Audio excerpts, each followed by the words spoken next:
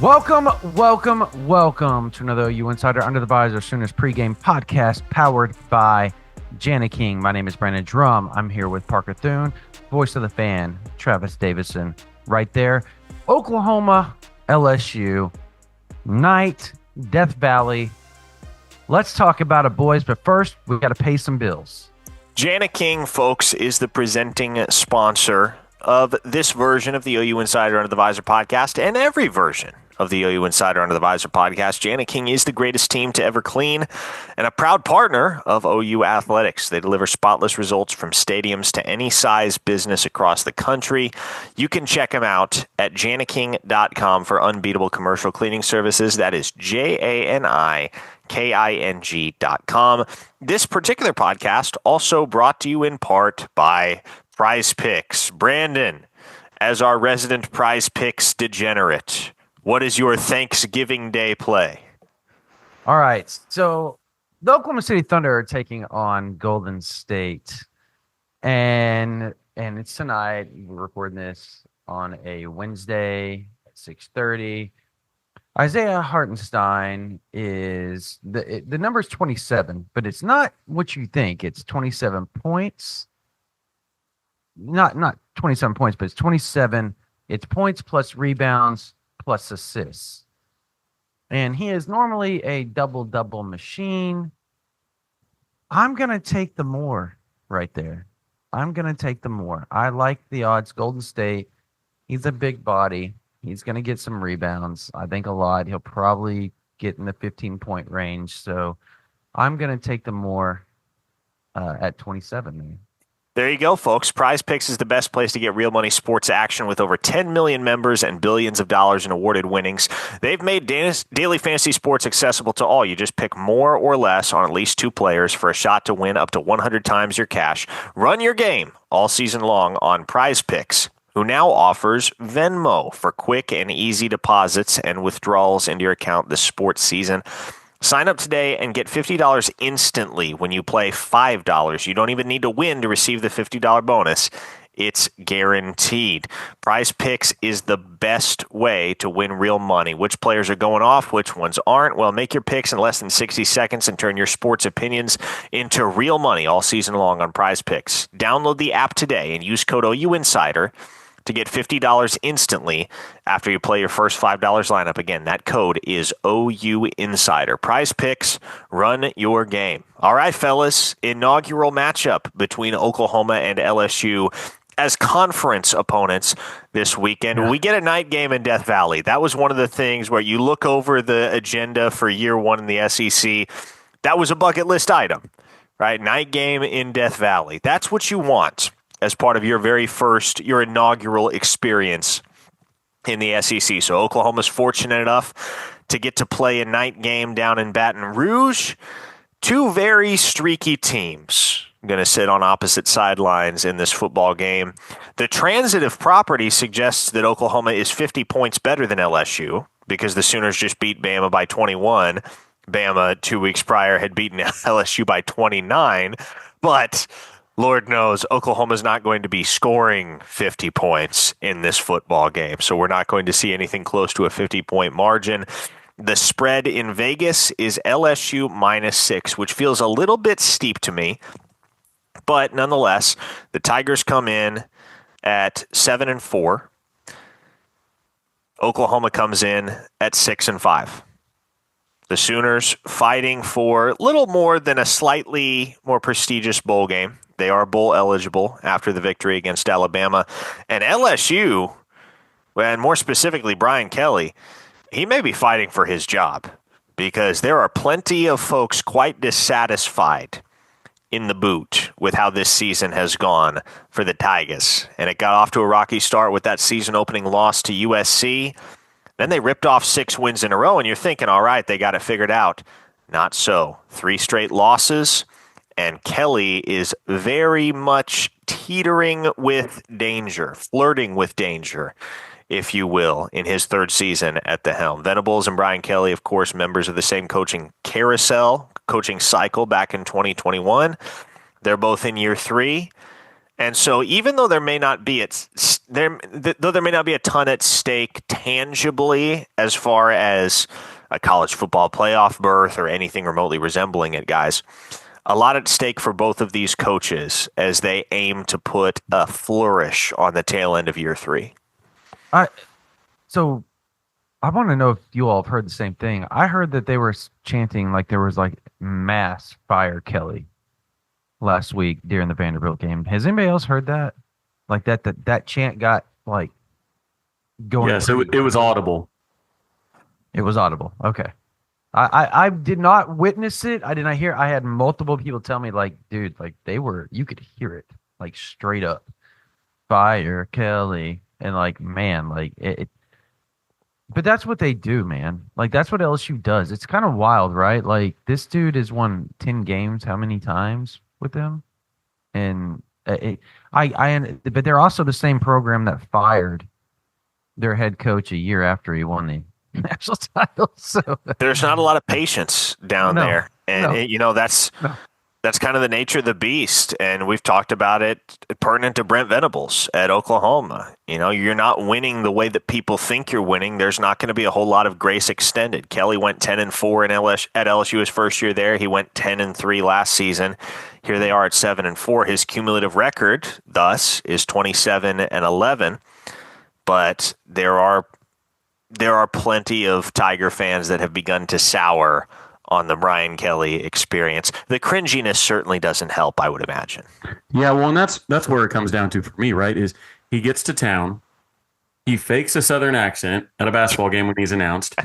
The video of him dancing on the recruit goes viral. He doesn't even sign that recruit. You've got a historically bad LSU defense. Yeah, a Heisman winner, but your defense, which is usually solid at LSU, people call them DBU and this, that, and the other. Like, yeah. They've had big time Patrick Peterson, Tyrann Mathieu, these kind of guys, like big time players, stars play there, right? And I know sometimes you think, okay, the Joe Burrow team with Jefferson and Chase and all those guys, they really won that title and maybe turned it to an offensive destination. But dude, there are people that were at Oklahoma that were upset with Lincoln Riley and about how he kind of forgot about defense, and those same types of people are Louisiana State as well. Bringing up recruiting in general, you talk about how it's been this back season slide for LSU. Well, all was going to be well because you've got the number one recruit in the country coming in Bryce Underwood until Larry Ellison and Portnoy and I guess Tom Brady. They're like, hey, look. You're coming to Michigan now.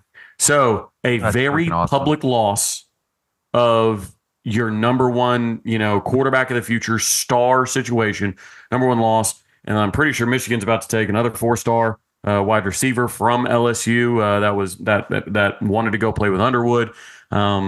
Just a lot of rough stuff at the end, and that's part of the problem with expectations, right? Like they had thoughts of playoffs, and oh my gosh, we're one of two. I think it was the LSU A&M game, right? They were the only two undefeated SEC teams going into that matchup, and that was when we were down in Oxford. I remember watching that game. I'm like, man, winner of this, they got the inside track, right? And LSU has not looked the same since. So even in the, you bring up similar to Brent Venables and the the standards around these parts, you hear a lot of people saying, man, I just really want it to work for Brent. I really want Brent to work. I really like Brent. Like there's a lot of, man, Brent's been going through a lot, like just everything, even the press conferences. Brent's talking about stories about Quentin Griffin in 99 and making fun of Teddy for the Kansas State play over 20 years ago. He's talking about what he couldn't name the Crunchwrap Supremes, so he was describing his Taco Bell order. I mean, it really feels like Brent is just so much better liked, and so that matters when it comes down to your I guess, I don't know, your situation as it relates to a hot seat, right? Your distance to and from the hot seat. And I can hear a lot of people saying, man, like I could hear a lot of players in my head saying, man, let's just win this one for Brent Venables. I don't think has a Brian Kelly player ever said, man, let's win this one for Brian Kelly? Yeah, I don't know. I imagine him in yeah, I don't know. That's a good question. I just can't. You didn't hear a lot of great things about him at Notre Dame, right? I mean, I think everywhere he's been, I guess Travis Kelce, he loved Brian Kelly. So I guess that he would be like the one guy. Him and Jason Kelsey are very vocal about their affinity for Brian Kelly. But there was also a very young Brian Kelly, not a very Yeah. jaded Notre Dame, LSU kind of old hat Brian Kelly. That was a young Brian Kelly at that time, an up and comer. Probably related really well to those guys. And Well, so objectively, he's a good football coach. He wins. Yeah. Brian Kelly, Right, results. Yeah, and the whole sincerity thing that you're talking about is right on the money, Travis. It does not help when you got a tenure and a coach that fans could kind of take or leave. But for the vast majority of his coaching career, Brian Kelly has won. Yeah, and won a lot. He's struggled in the playoffs, but yeah, he's won. He and Lincoln Riley were kind of neck and neck on who could get their ass beat the worst when it came to the playoffs. I would love to struggle in the playoffs right now. Yeah, Sign me up for struggling in the playoffs right now. Yeah, yeah. I'll put it this way: I'd like to struggle in the Final Four again sometime soon. That would be nice.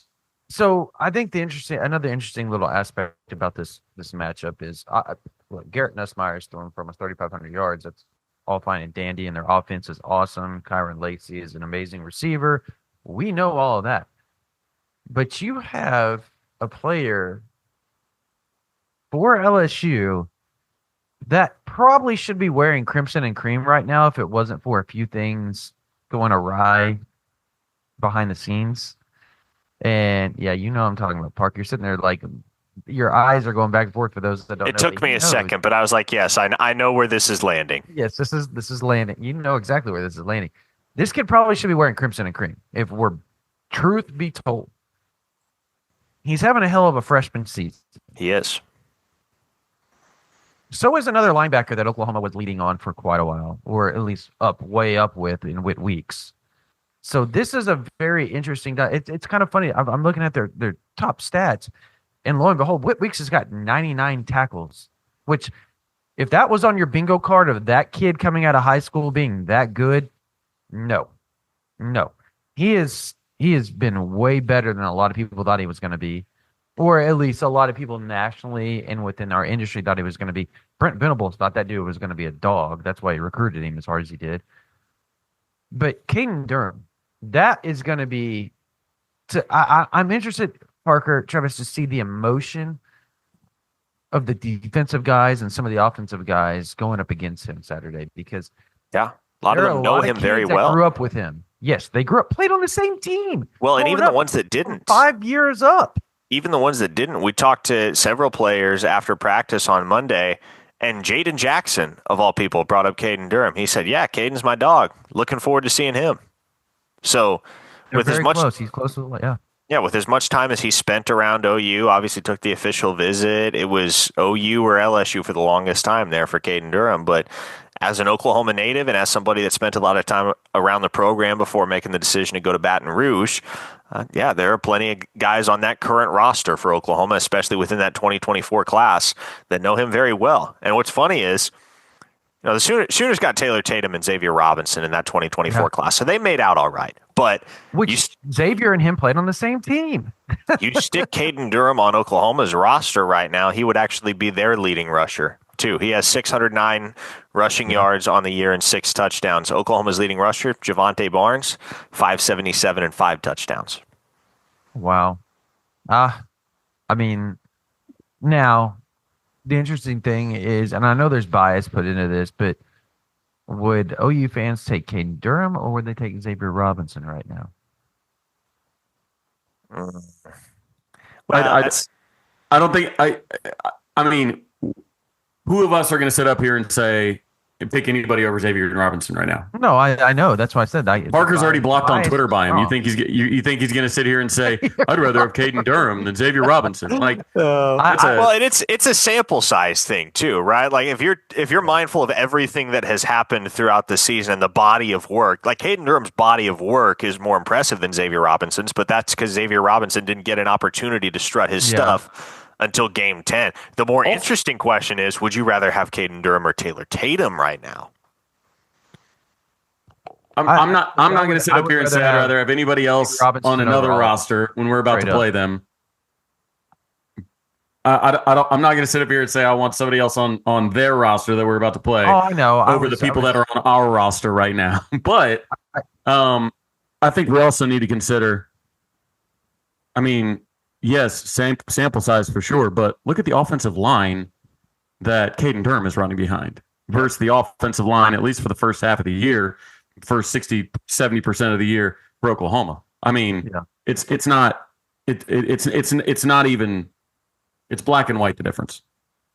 Huge difference. That's another interesting kind of dynamic, or what do you want to call it? I guess a back and forth that's going to be going on, a battle, if you will, in this game is their offensive line versus Oklahoma's front seven. Because Oklahoma's front seven is nasty, but so is their offensive line. The thing is, though, is lately their offensive line has been giving up a lot of sacks. And that is very uncharacteristic of them, right? Because for the first 10 games, 9 games, they weren't giving up any. And then, what was the last 3 weeks? There's like 13 sacks, something to that. I can't remember the stat line on it.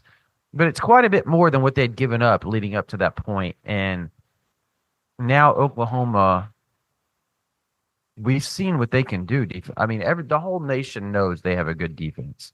I think anybody that was questioning that is not questioning it after last Saturday. They're freaking good.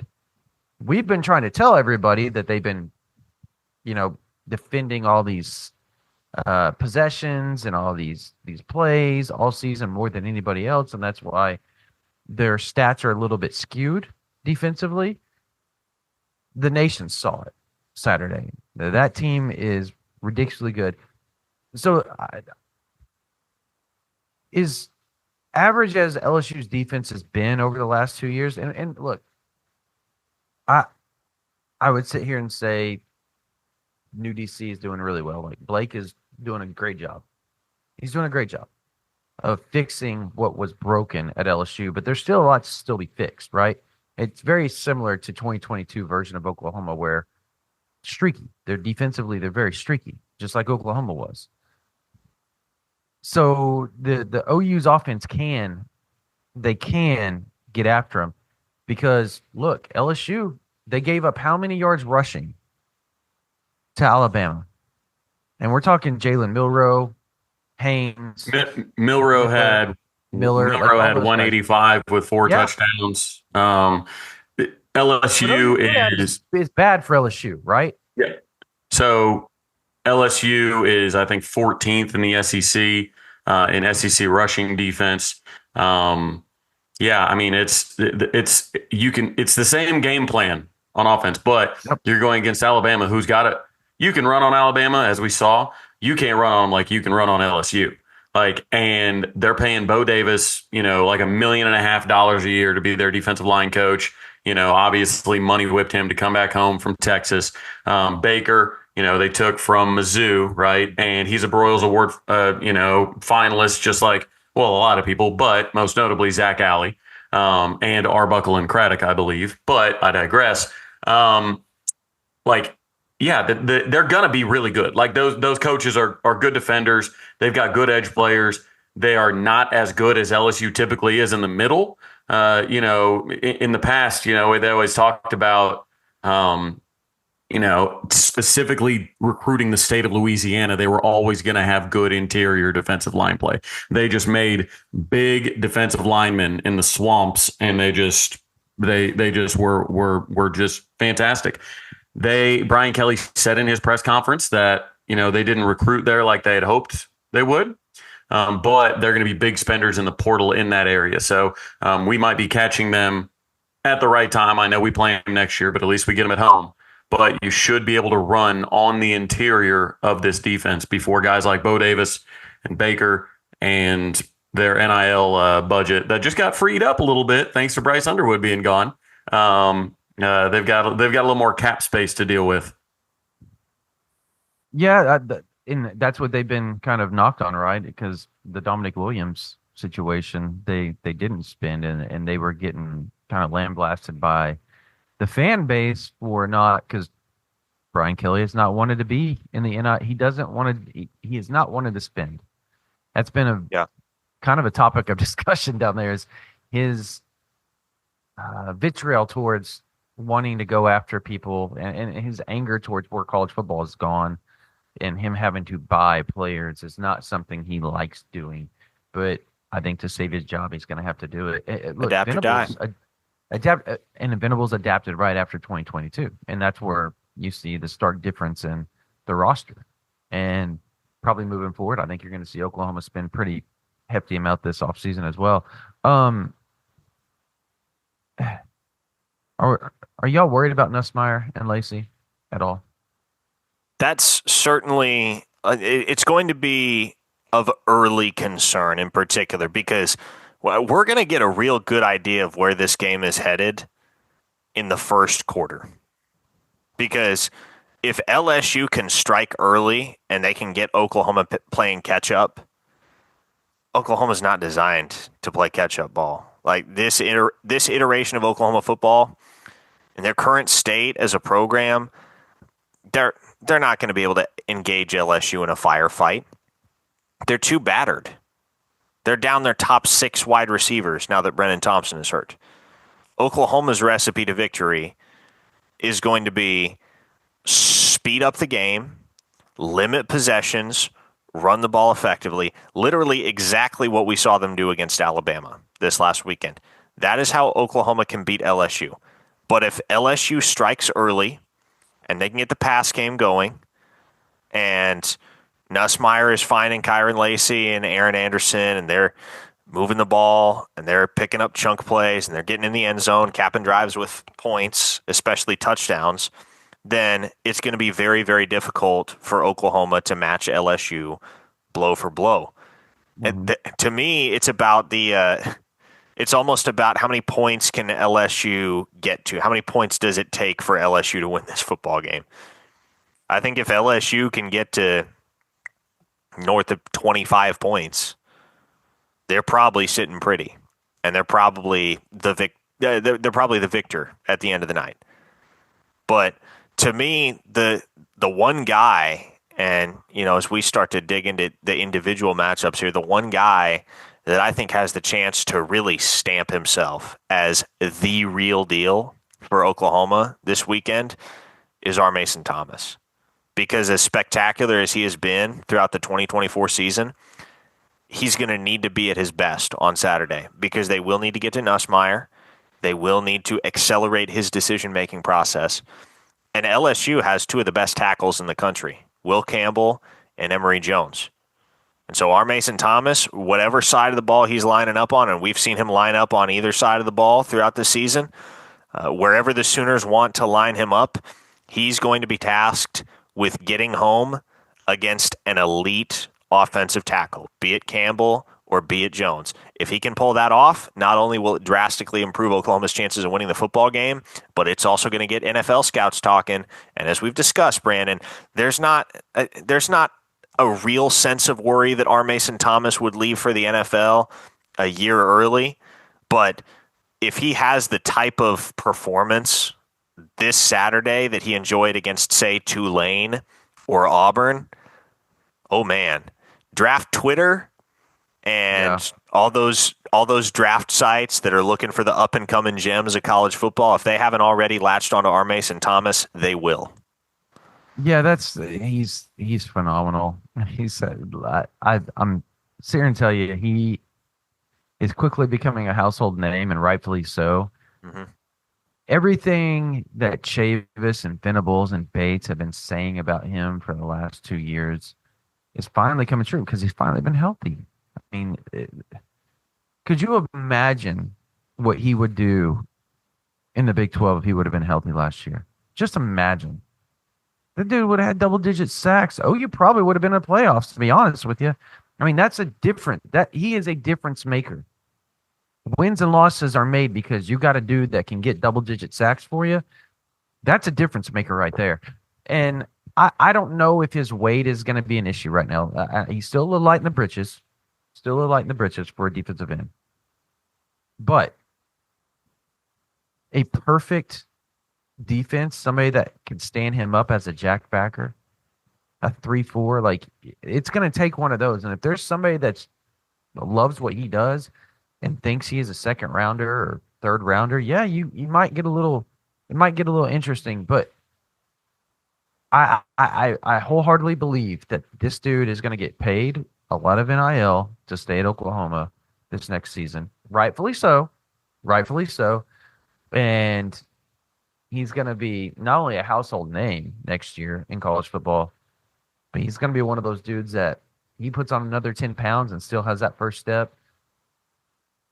I mean, mid first round guy potentially, if not higher. That's the type of potential he has. He's not the tallest, but he's a stand-up jackbacker. This is exactly what you want. He's what you want. A 6'2" dude that his first step is so hard to stop that he's going to help you no matter where you are. Brandon, what guy who's cut from the exact same cloth is having a career year right now in the National Football League?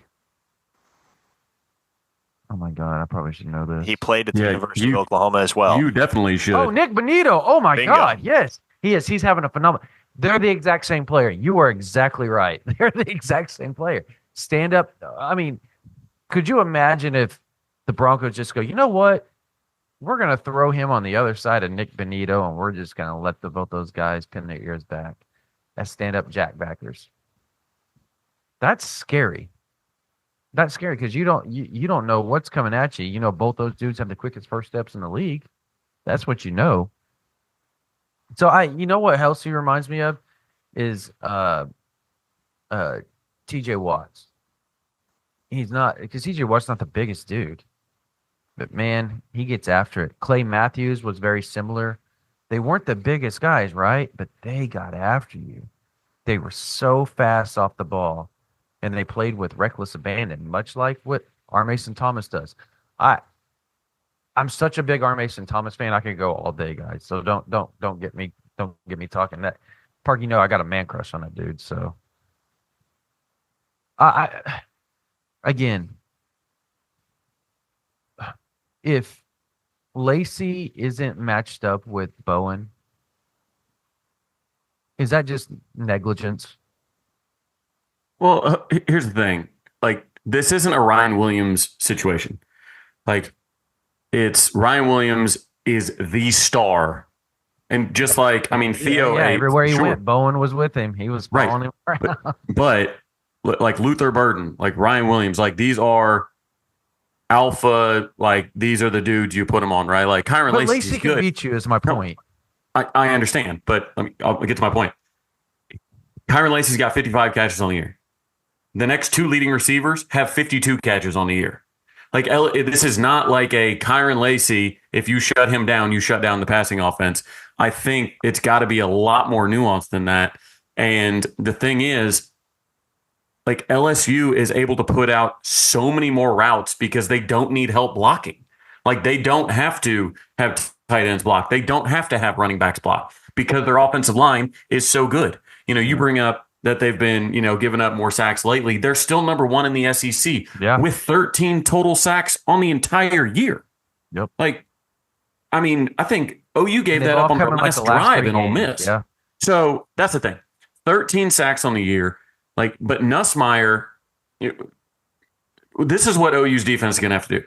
They're going to have to drop back a ton, let the front four try and win, because you don't have to spy a guy. Like, you can put Kip or Danny or somebody saying, all right, spy Jalen Milroe, because we're going from having to defend like Lamar Jackson in the pocket to guarding like Kirk Cousins in the pocket. Yeah. Like, you do not have to worry about Nussmeier getting out and getting loose. The dude has negative 38 yards rushing this year.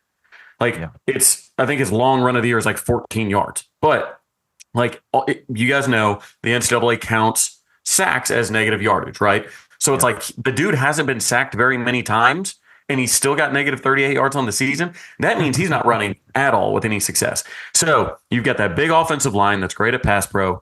If your defensive front four can get home, you can bring somebody occasionally. If they can get home, you're in good shape.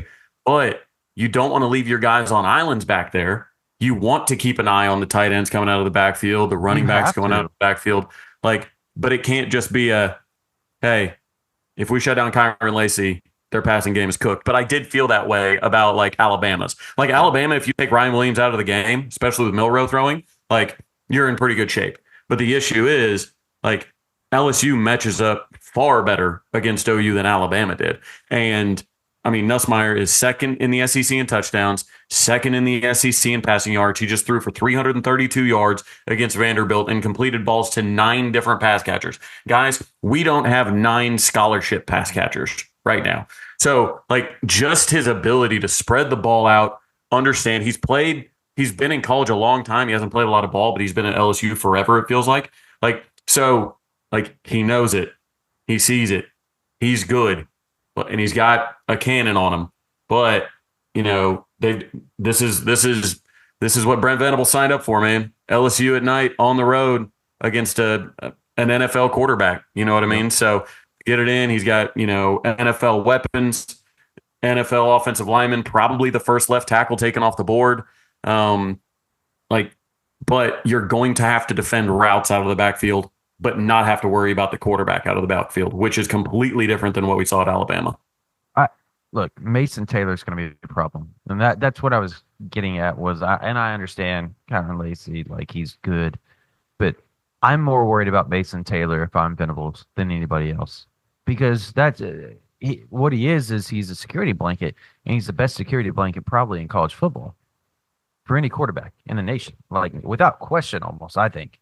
And if Nussmeier gets in trouble, he's looking towards Taylor and probably going to get a first down if the ball's completed, because he gets yak yards a lot too. He carries a lot of guys with him for a few extra yards every time he catches the ball. So that it's going to be vitally important that Oklahoma, those are the 2 guys you really look at and kind of force him to have to throw somewhere else, would be my bet.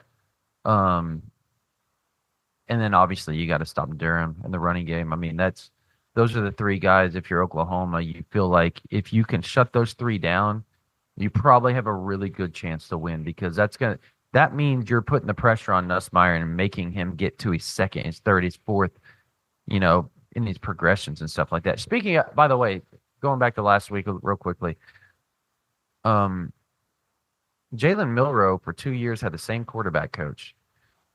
And those 2 years, he was really good.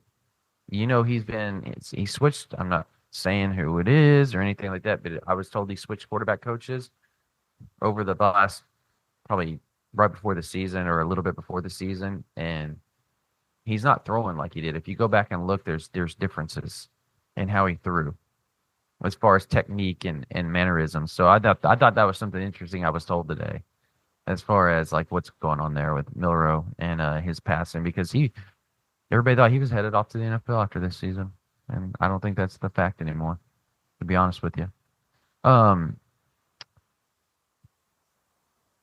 It's not has anything to do with the game, and it's a weird thing, but who all is excited to hear 100,000 people scream Nick? The words to Nick. I mean, I'm excited about the atmosphere in general. Like I said, I've been to the game before. Come on, dude. And I'm not down with the words or anything like that, but dude, that is like, it's a staple in college football, right? Like, I'm excited for calling Baton Rouge. I was singing along last time I was there because I was unbiased. I was a third party. Yeah, so that's gonna be pretty cool too. I was getting after it, but yeah, I mean, it's a real deal environment, and Lane Kiffin a month ago said that he was going to petition the SEC because LSU gets so many night games at home, and like he legitimately said that he's like, I'm going to petition because LSU gets another night game. Shocker, they only play night games. So it is interesting. LSU under Brian Kelly is 18-2 at home, as Venables shared. They're 14-1 in night games at home. That's pretty good. Odds makers have said in the past that, a day game is worth, the standard 3-point home advantage or the home point spread change. But apparently at night at LSU, they add another 3 points to that. Their home day games, they win 52.6% of them since 1960. Since 1960, they've won 78.7% of their night games. That's an insane jump. That's a 26 percentage point jump. That's insane. Hey, guys, let me interject here because, as you mentioned at the top, Brandon, we're sitting here recording this on a Wednesday night in anticipation of the holiday. So as we're sitting here recording, the first availability report just dropped. Tell me if any of this surprises you. One of these will, for sure. Deion Burks is out. He is not going to play. Yeah. Caden Woolard is also out. I believe his dad in the fourth quarter. Yeah, I believe his dad said on Twitter he dislocated his knee or something like that. Yes. So yeah, so he is out.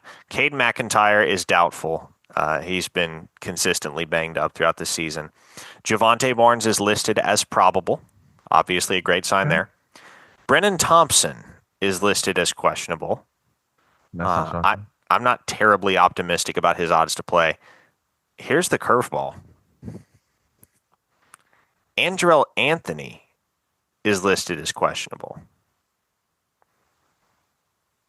Andrell Anthony has a chance to play on Saturday per this availability. Let's walk through this real quick. Let's walk through again before you get to the rest of this list. Let's walk through this real quick because it kind of makes sense. If that's the end of the list. Like that's it.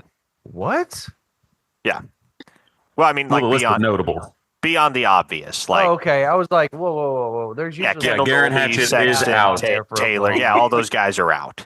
Like 2 pages of availability with Oklahoma. Herb Street went wild on that. By the way, I don't know if y'all watched it. He goes, I have never seen anything like what Oklahoma's going through. Like Farouk is also out. If that wasn't obvious, he is also out. Yeah. But he's likely returning next year, so there's a good reason for him being out. And that kind of goes in line with what I was about to say with Andrew. It kind of makes sense, though, because he can play the last 2 games and still redshirt and get his medical hardship. Like, he can play the last 2 games and still get his medical hardship. I don't know that it's worth it, or even if he's able to do it. Like, is he going to be physically able to do it? It would be great if he was out there. I'm not gonna lie. If he plays like he did last year for Jackson, which we know is not gonna happen, but that would be huge for Oklahoma. They need some sort of leadership out there at wide receiver because right now who are you gonna try out there? If Brennan Thompson isn't out there, JJ Hester, baby. JJ Hester, 918. Kersey. You're going to trot out... Kersey. Oh, Kearney? It's Kearney. Sorry, Kearney. I said Kersey. Kearney. You're going to trot out... who sticks? Skinny dude. Oh, my gosh. Help me out, Parker. 81. Zion Reagans. You're going to trot out Reagans. Ivan Carry On. Yeah, you're going to try out Carry On. Did you say Jacob Jordan's name already? I didn't say Jacob Jordan. There's your 5. That's probably your 5 you're going to trot out. Right? Boy, they are ravaged. Which is fine. We've known it. It's nothing new at this point in the year. And the offensive game plan isn't going to be to whip the ball downfield anyways. But you would like to have that option. You would like to have the option, sure. But, again, use the spoon. Stop being tempted by the fork and knife. This is a bad run defense. Hand the ball to... I totally get it, but... Now probable Javonte Barnes. You're in a better shape now offensively than you were last week, simply having Javonte Barnes standing next to Xavier Robinson. That should be the big win here. But, see, I don't know about that, honestly. Like, and maybe it is, but they're such similar runners. I think you need somebody out there that is going to kind of offset their power. They're both power guys. Xavier Robinson logged 22 miles an hour last week. I understand that, but he's still not like he's never been one that's going to break it for 80. That's never been his game. It has never been. I have never once watched him run an 80-yard run without getting caught. And that's not a knock on him. That's just not his game. The only Carl Albert game I ever went to, he did it. But was it 80 or was it like 50 or 60? No, it was. First of all, regardless, Xavier Robinson is fast enough. Boy, I'll tell you, so He's a 4.6 guy. He's a 4.5, high 4. He clocked 22 miles an hour. I understand. On the touchdown run He's against done it. Alabama last week. I understand that. I've watched him play since he was in 8th grade in Mustang. I'm just saying, like, he's a dude. But I also know that he's not freaking Tatum or Sawchuk or whoever else they have as a speed guy, Franklin. He's not. Those are speed guys. That's what I'm saying. Like, they're none of our speed guys. Change of pace is what I'm getting at. I understand. He's a change of pace compared to. I think Javonte Barnes is the best back on the team, not named or playing the best right now, not named Xavier Robinson. I agree wholeheartedly. I'm not saying that that's not a good move. I'm saying that would you rather have a change of pace guy out there and split the I think what's good for this is he's going to be able to, take some carries from Xavier a little bit and give him a break. And then you throw him back out there and say, run again, X. I think that's it. But I thought you were talking like both out there at the same time. No, you're going to want somebody that's a change of pace next to him. You know what I mean? I think you don't want two big dudes out there. I think regardless of it, I think Xavier is fast enough. Am I thinking too much into it? Yes, I think so. I think you're getting your best running back to play with the guy who's playing like your best running back. I think you want two guys out there that are going to move the ball forward, and Javonte Barnes and X Robinson will do that. I get that, but I'm so used to watching OU do the change of pace thing that I'm just like I'm conditioned. Who do you trust change of pace right now that's shown it this year that they can do it regularly? I don't know, man. Like, I will say, and I know I'm going to get hated for this. Sawchuk had 2 carries, and one of them was for like 9 yards. So, like, I mean, he didn't really get much of a chance. But yeah, I get your point. Points made. I'm trusting those guys. I want Javonte Barnes back, especially because he played so well. But I'm talking like spelling them, but out there at the same time. I'm so used to OU having like one big guy out there and then a speed guy or a fast guy out there at the same time, and that's always how they play. Even as far back as I can remember, like this goes back to Damon Parker, Moore, Thunder and Lightning, all that type of stuff. So I've been conditioned by how OU has always operated to think like that. What you need to do then is have your big back be either Javonte or Xavier. And then Michael Hawkins is your Lightning. Boom, right there. Solved it. That would be awesome. Solved it. You're welcome, Joe John Finley. You're welcome. You'd be a threat for a halfback pass at all times. There you go. I just got somebody just text me. They're hard up on this offensive coordinator thing, and they text me. His last 3 years as OC total offense has been 7th at Western Kentucky in the nation, 35th at Washington State last year, and 12th this year. And this person said, I think he'd be a solid hire. I agree. How do we feel about that? Because that's another thing. We're talking about the game, but the game within the game or quickly outside the game is the offensive coordinator hire that is likely going to happen Sunday or Monday. One of those 2 days. I would expect it. Probably Sunday would be my expectation, wouldn't it, Parker? Like that's what we've been thinking for a while.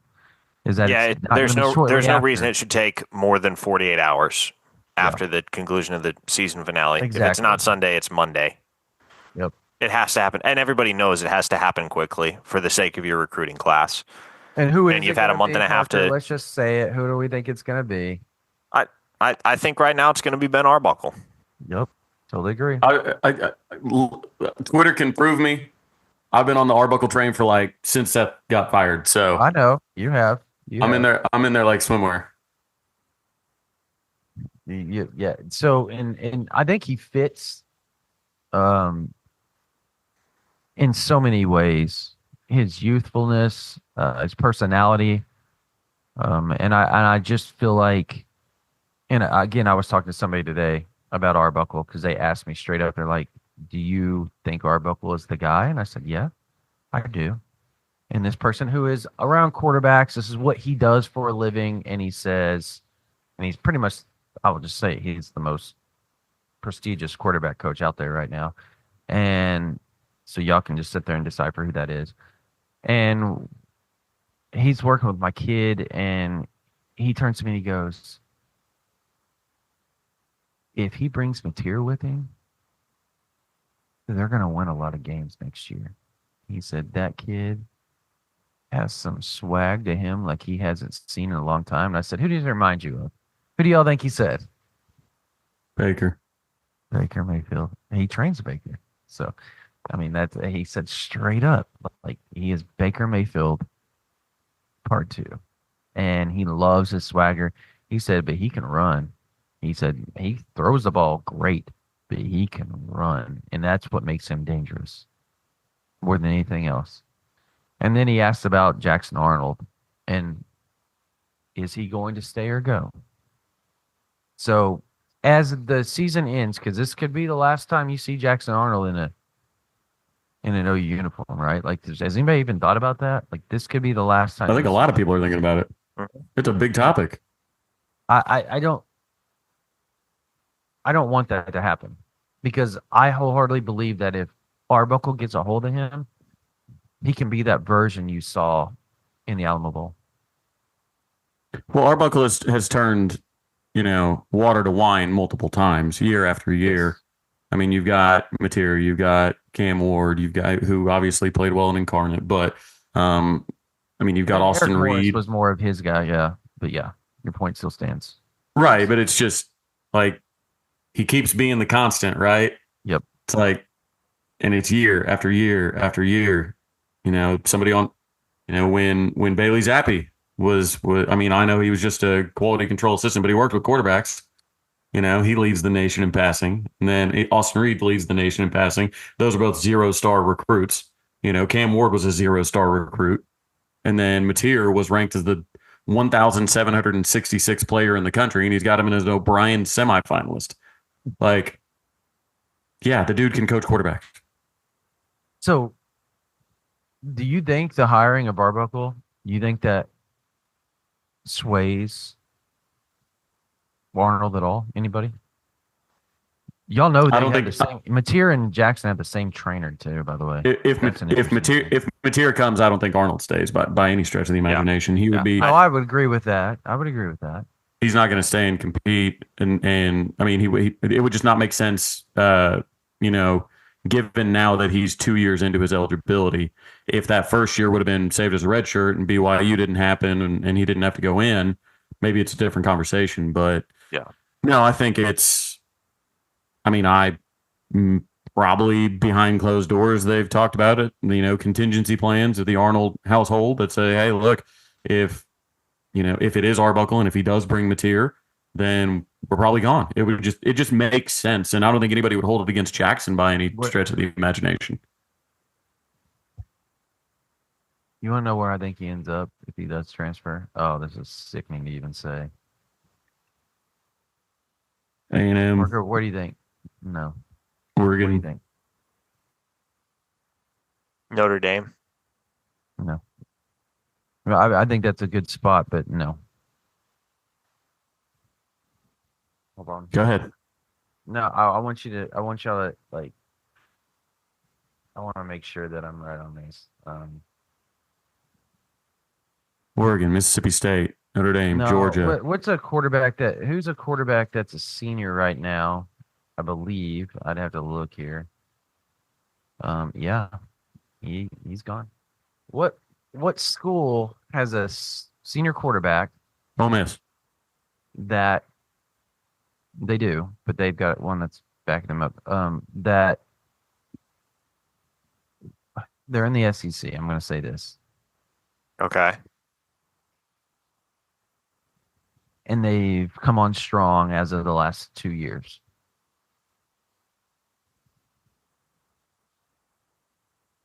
And all they really need is a quarterback next year. Auburn? Missouri. There you go, Travis. Oof. Be brutal. There's something, I don't know why I think that, but there's something about it that just I have an eerie feeling that he's going to be a Tiger. Oh, but they've got their who's supposed to be their second string coming back next year, right? Isn't he the heir apparent? Who's that? He was like a 5-star, wasn't he? At Mizzou.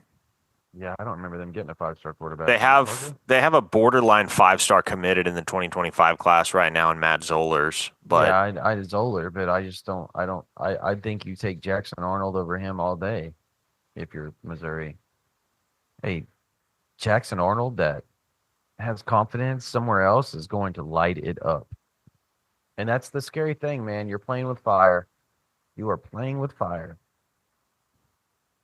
Would you not agree, Parker? Well, would you all not agree that you're playing with fire in major college football in general? If somebody leaves you, they're going to go somewhere that you're probably going to play.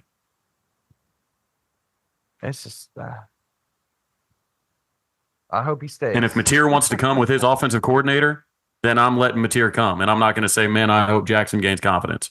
Like, fine. No, if he wants to go to Mizzou, go to Mizzou. I get it, but sometimes this type of stuff just bites you. And my gut says that he's going to be really good wherever he lands. I think we all agree on that. I think we all know that once he gets somewhere, gets comfortable, he's a really good player. We've seen it. So, I mean, it's a double-edged sword in college football these days, right? I mean, you're always kind of teetering that line of what if, no matter what, because of the transfer portal. What's y'all's prediction for this game? I think Oklahoma goes down and gets it done. I mean, I think last week against Bama gave them a roadmap. I think the defense is more than capable of holding their own against that LSU trench group. You're obviously going to have to ensure that no big plays kind of break your will because LSU does have big play threats, and they're capable of hitting home runs. As long as the Sooners don't allow that, and I don't think they will, I like Oklahoma to come out there with a big-time road victory. Yeah. I'm gonna say the final score of this football game is 20-14. 20-14 Oklahoma. I like it. We're back into the sunshine pumping, fellas. We're Pretty coming much. big off. So, something Oklahoma did last week that finally gave me confidence. And that I quite frankly did not trust them to do was stick with the game plan. I mean, the one time they got cute, what happened? Bauer Sharp dropped a touchdown pass. He was the only one standing in the end zone. Dropped a touchdown pass on a trick play. That was still a good play outside of the drop, yeah. But guess what? He dropped it. Yep. I'm a results-based organization, Brandon. That was a turnover on downs. So very Bauer Sharp-esque. So what I did not trust them to do, but they did, is they stuck with the run. 49 rushing attempts for 260 yards.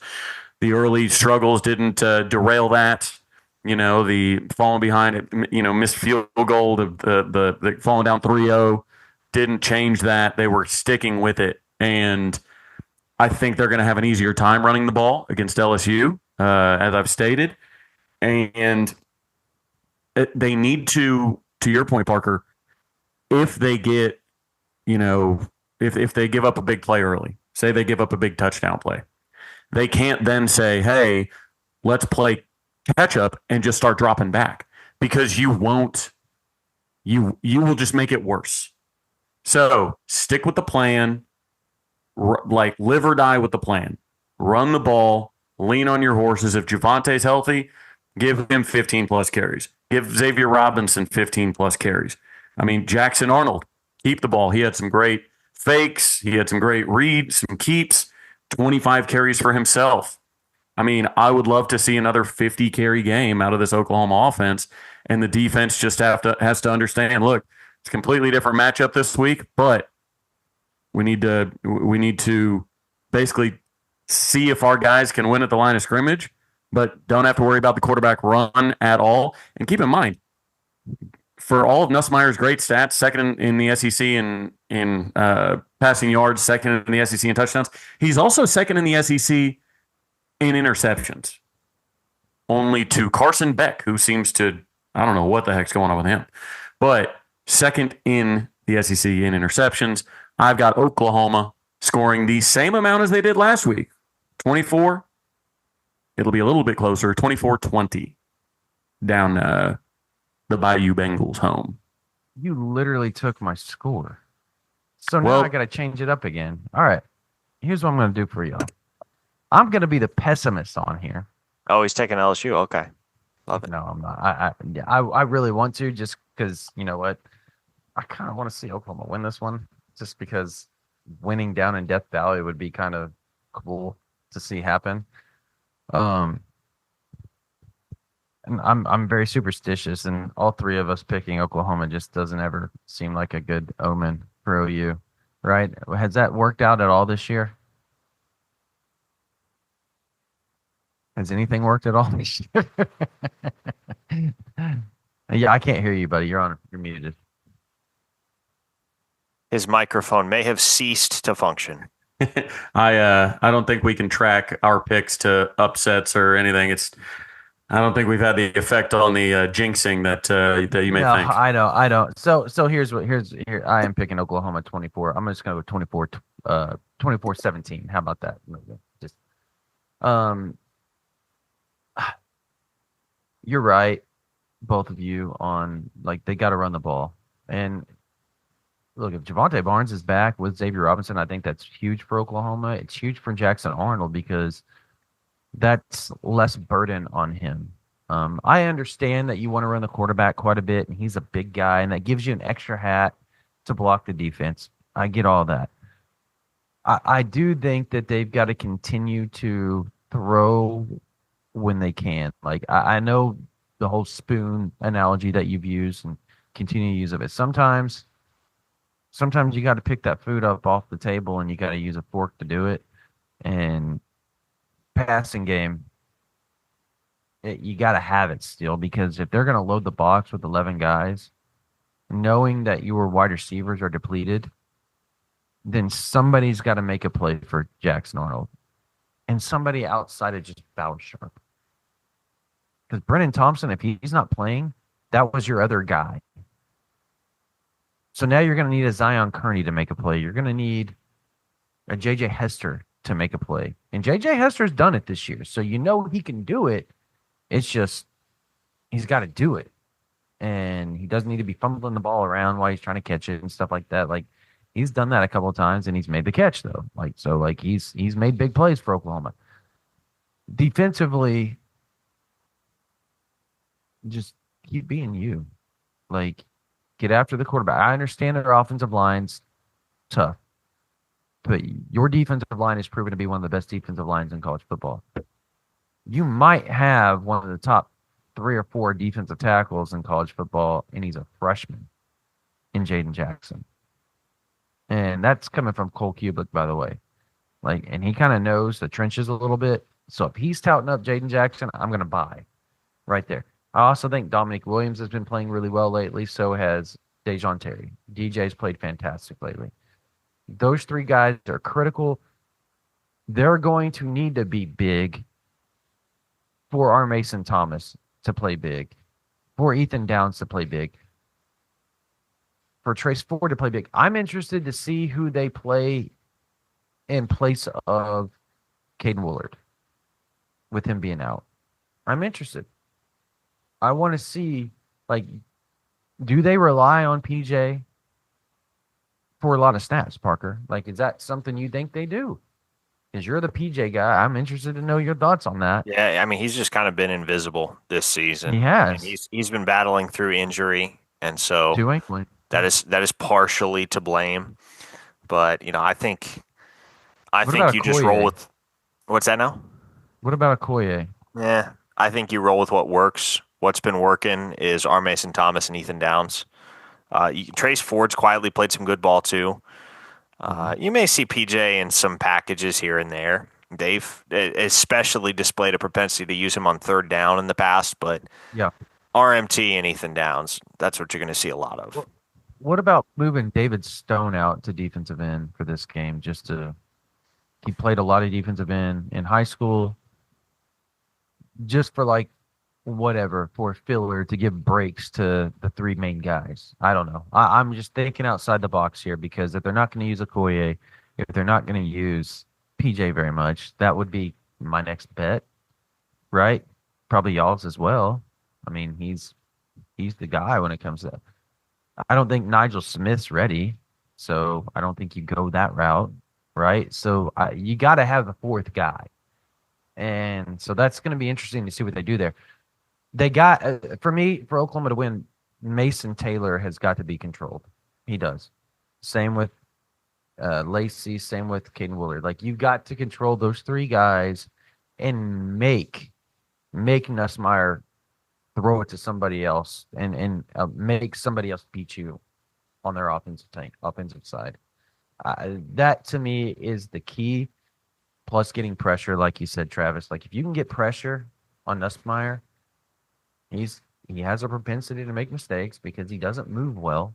So those are things that you have to do. And Venables with his blitzes and Alley with their blitzes that they throw at everybody, they're crazy. I think Oklahoma will get home a couple of times, and I think that's why I have Oklahoma winning, actually, is because I think the defense causes a turnover too that kind of flips the table for Oklahoma late, because I think it's going to be close. You all agree, right? It's going to be close up to the very end, right? Like, we all agree with that, correct? And then I think Oklahoma kind of pulls away at the end with a big defensive play that helps the offense get in the end zone or a field goal to separate themselves. So I've got them 24-17. All right. I think that's going to do it, guys. It is a big weekend of college football. And look, I want to tell everybody, right now is the perfect time to sign up for OU Insider, because here's the deal. You're going to be watching this, and on Friday, it's going to be Black Friday. And that means there's a huge sale going on. We'll have it right down here below. We'll have the code. We'll have all of it for you all right down here below. But I'll go ahead. I just got the email on it from Rivals. So I will give you all what it is, I believe. Rivals 24 is the promo Rivals code. 24 is the promo code. It's 75% off. 75% off. That's huge. That means normally $99.95 is the average, so you're going to be paying somewhere around $26 for OU Insider, I believe. Or no, $24, excuse me. You're going to be paying somewhere around $24 for OU Insider for a whole year. That's huge. That is literally $75 off. And so go ahead, give us a try, sign up. 1 year, it's worth it. The OC jobs going on, we're going to have a lot on that. We're going to have a lot on the bowl. The National Signing Day is rolling around. Transfer portal is this coming month as well. The bowl game, junior days, the second National Signing Day, the other transfer portal window in the spring, all the official visits, all the big junior days, all the big Champion Barbecue, the party in the palace, all that. You'll get all of that if you sign up right now. Plus, you'll get coverage of softball, baseball, basketball, all of that on top of it. So it is worth it.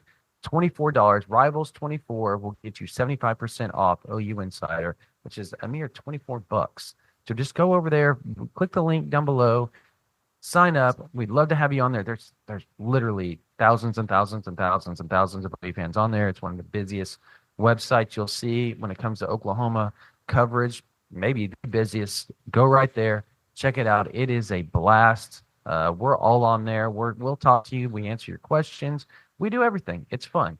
If you are a teacher, if you are a college student, if you are a active military person, you can still email us, ouinsider@rivals.com, from your .edu or your military address or email address. Again, ouinsider@rivals.com, and we will email you back. You can get OU Insider for $11.95. I'll send you a promo code for that. Again, active duty military, college student, doesn't matter where you go, or a teacher. If you email us from your .edu or your .us, your .ok, or whatever it is that your teacher email is, or whatever your college email is, doesn't matter what college you go to either, or your active duty military email, we will sit here and we will send you a promo code so that you get OU Insider for 1 year for $11.95. Again, ouinsider@rivals.com. Please subscribe. If you don't want to use a promo code, you can sign up for OU Insider for 1 month, $9.95. You can go right over there. It is great. We got all the links below. It's worth it. Again, we answer your questions. There's daily news on recruiting. There's daily news on team, injury, all that type of stuff. Always on OU Insider VIP. Breaking news left and right for you guys. And a lot of insider information that you won't get anywhere else below. All right. That's going to do it for this version of the OU Insider Under the Visor Sooners Pregame Podcast powered by King. Subscribe to this YouTube. Give us 5 stars, likes, whatever. For Parker Thune, for Travis Davidson, my name's Brandon Drum. You guys have a blessed day.